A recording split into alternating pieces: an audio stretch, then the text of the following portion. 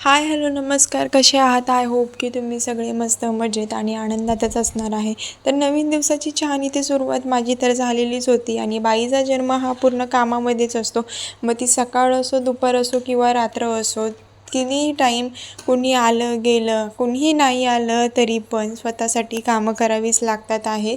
त्यामुळे टाईम काय आणि दिवस काय हे बघून चालत नाही. काम काम तर करावंच लागतं आहे आणि खरी मजा ही आईकडेच असते. मग खरंच मग ती लग्न झालेली असून आपण मोठे असो तरी पण तिच्यासाठी आपण लहानच असतो. तरी इथे तसं नाही आहे कुणी आणि इथे मलाच करावं लागणार आहे. तरी ह्या गोष्टीमध्ये मी माझ्या मम्मीला खरंच खूप मिस करते. आज लहानाची मोठी कधी कशी झाली हे मलाच कळलं नाही आणि असा दिवस आला की 2 वर्ष मम्मीपासून लांब राहून बोलतात ना, एक जबाबदारी पडलेली आहे. पप्पा कसे घर चालवायचे, काय चालवायचे हे तर कधी त्यांनी दाखवून दिलं नव्हतं. पण हां, त्यातूनही ते कधी गोष्ट त्यांच्याकडे मागितली ना, तरीही त्यांनी ती कधी थांबवली नाही आहे. मग ती शाळेची असली तरीसुद्धा एक पेन्सिल मागितली तर अख्खा बॉक्स असायचा. एक जॉमेट्री बॉक्स मागितला एकीला तर तिघींना असायचा. मग ती चप्पल असो, बॅग असो, जी बोटाने दाखवेल ती घेत आलेत. खरंच आई ती आई असते आणि वडील ते वडील असतात. त्यांची जागा, त्यांची उणीव कुणीही भरून टाकू शकत नाही. असो, तर इथे माझी कामाला सुरुवात झाली होती.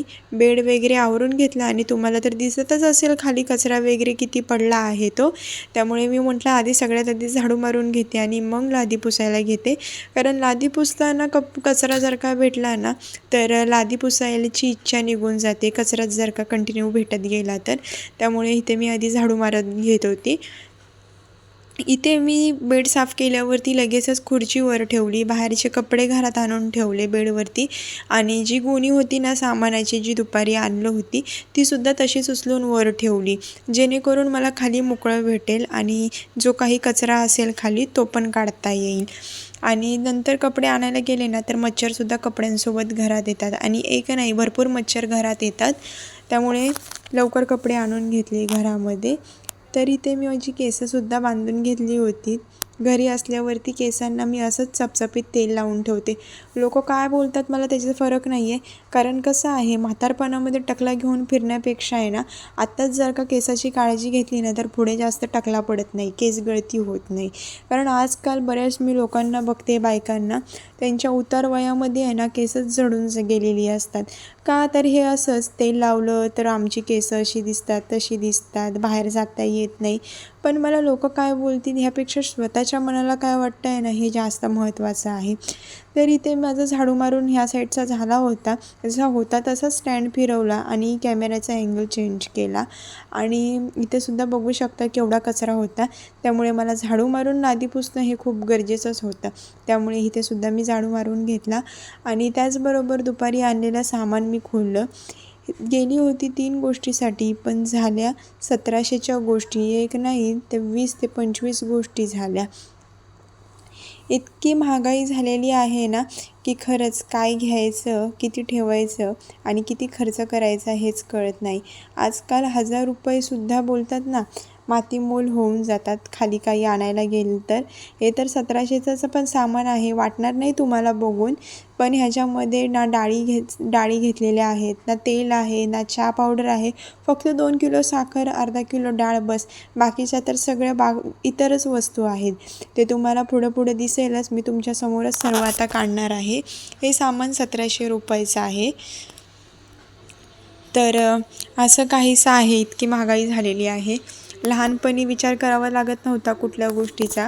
तर आता नवऱ्याचा पगार हातात आल्यावरती लोकांचं देणं देऊन स्वतःच्या घरातला खर्च काढून बाकीचा शिल्लक ठेवावा लागतो. ही आहे लग्नानंतरची माझी लाईफ.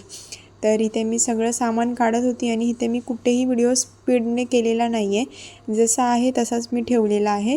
कारण जास्त मी काही व्हिडिओ कॉल केलाच नव्हता, त्यामुळे इथे मी स्पीड व्हिडिओचा घेतलाच नाही आहे जास्त. तर इथे मी तरी बऱ्यापैकी चकलीचं पॅकेट एक 100 रुपयाचं, फिनेल, कम्फर्ट, साबण मी घेतले 1 डझन भांड्यांचे, कपड्यांचे, अशा बऱ्याच गोष्टी मी घेतल्या होत्या.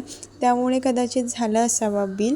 आणि आपल्यापासून खोटं बोलून तरी कोणी पैसे घेणार नाही आहे, आहेच तेवढ्या गोष्टी, पण ते दिसून येत नाही आहे. पहिले 5 रुपये काय 500 रुपये इतके मोठे होते ना की सगळा बाजार येत होता. आणि आता ते 1700 रुपये, जे की अजून एक 1700 रुपये टाकले ना की त्याच्यामध्ये कडधान्य, साखर, चहा पावडर अशा गोष्टी येतील.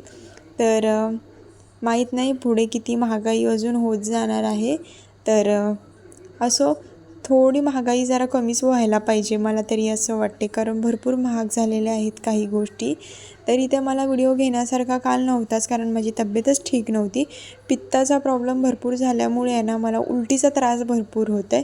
त्यामुळे आहे ना पूर्ण बोलतात ना उलटी व्हायला लागली ना, अक्षरशः मी पूर्ण मिंगळूनच जाते. काय करावं आणि काय करू नये हे सुचतच नाही. आणि हा व्हिडिओ मी दुसऱ्या दिवशी एडिट करते. एडिट करायला टाईमच भेटला नव्हता मला त्या दिवशी म्हणून. तर दुसरा काही नाही आहे, त्यामुळे मी इथे व्हिडिओला स्पीड कुठेही दिलेली नाही आहे. तर हे सामान मी आता उद्याच भरणार आहे डब्यामध्ये घासून वगैरे.